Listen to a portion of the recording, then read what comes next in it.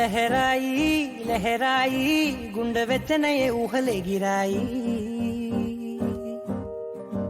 లహరాయి లహరాయి గోరు వెచ్చనైన ఊసులదిరాయి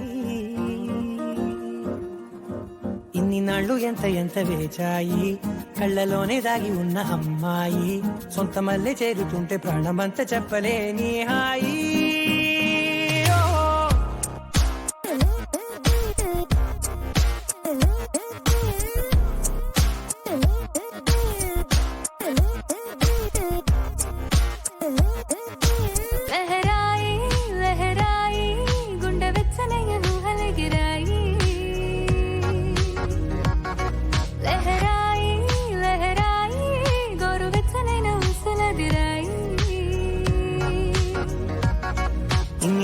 ఎంత ఎంత వేచాయి కళ్ళలోనే దాగి ఉన్న అమ్మాయి సొంత మల్లె చేరుతుంటే ప్రాణమంతా చెప్పలేని హాయి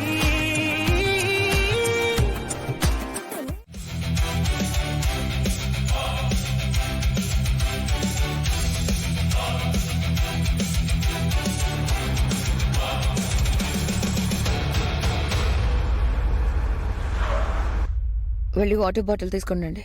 అలాగే మేడం. బాబు ఒక వాటర్ బాటిల్ ఇవ్వు.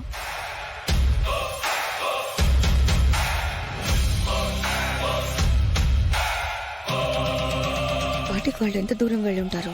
మనం స్పీడ్గానే వస్తున్నాం, వీళ్ళు ఎక్కడా కనిపించడం లేదే.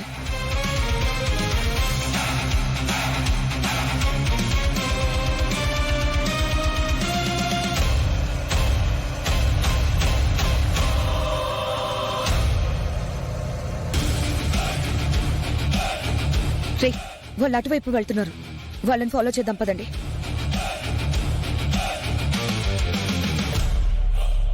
వాళ్ళని ఫాలో అవ్వు.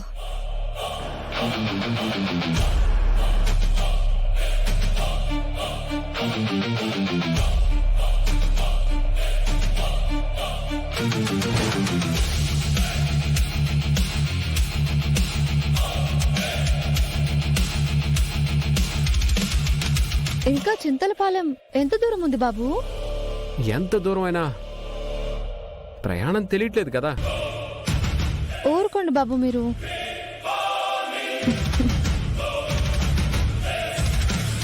ఏంటా తోలడం? ఫాస్ట్ గా వెళ్ళు.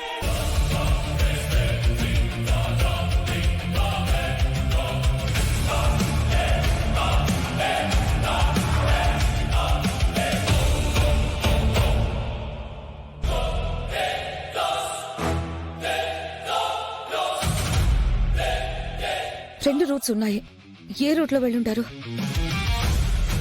దొరికినట్టే దొరికి కనిపించకుండా పోయారు.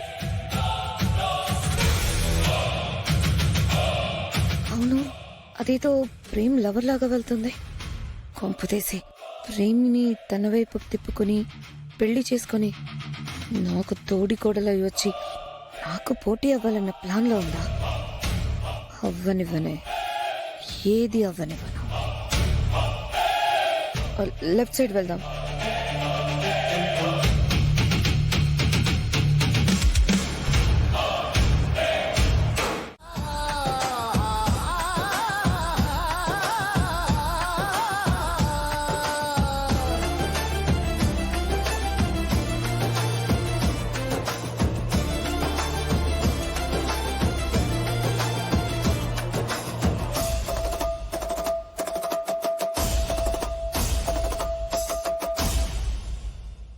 మీరిరువురు భార్యాభర్తలు అన్యోన్యంగా ఉండాలి. భార్యాభర్తలు అన్యోన్యంగా ఉండాలి. భార్యాభర్తలు అన్యోన్యంగా ఉండాలి. భార్యాభర్తలు అన్యోన్యంగా ఉండాలి.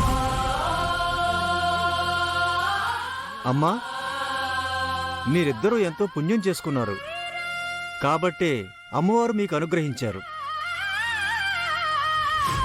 ఎంతో పుణ్యం చేసుకుంటే గాని ఇలాంటి అవకాశం ఆ తల్లి ఇవ్వదు. పూజారి గారు, మేమిక్కడికి రావడానికి, అమ్మవారు మమ్మల్ని ఇక్కడికి పంపించడానికి ఒక కారణం ఉందనిపిస్తుందండి. ఏంటమ్మా? ఈశాన్యం వైపుకు 7 చక్రాలు దాటుకుని వెళ్ళు.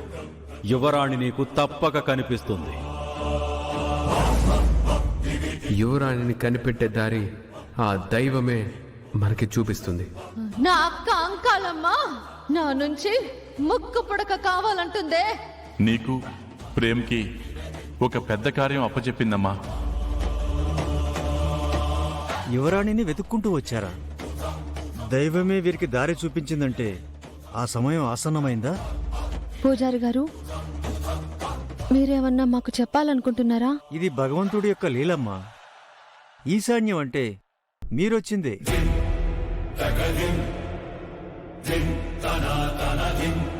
ఏడు చక్రాలు దాటంటే మీరిక్కడికి వచ్చే దారిలో 7 చక్రాల కొండ ఉంది. ఎందుకో తెలియదమ్మా, దానికి ఆ పేరొచ్చింది. అందుకే ఆ అఘోర 7 చక్రాల కొండ దాటి అన్నాడు. ఆ 7 చక్రాల కొండ దాటి మీరొచ్చిందే ఈ ఊరు. అంటే నీకు పూనకం తెప్పించిన ఆ తల్లే ఆ రాకుమారి చిరునామా ఈ ఊరే అని చెప్పి ముక్కు పుడకను ఇక్కడికి పంపించింది. అంటే రాజకుమారి ఈ ఊళ్ళోనే ఉందా? మీకు తెలుసా? ఈ గుడి నుంచి కుడివైపుకి నేరుగా 2 కిలోమీటర్లు వెళ్ళి ఎడం వైపుకు తిరిగితే ఒక వేప చెట్టు ఉంటుంది. ఆ ఎదురిల్లే సుందరమూర్తి గారి ఇల్లు. ఆయనకి అంతా వివరంగా చెప్పండి, ఆయనకు అర్థమవుతుంది. యువరాణి ఆచూకీ చెప్తారు.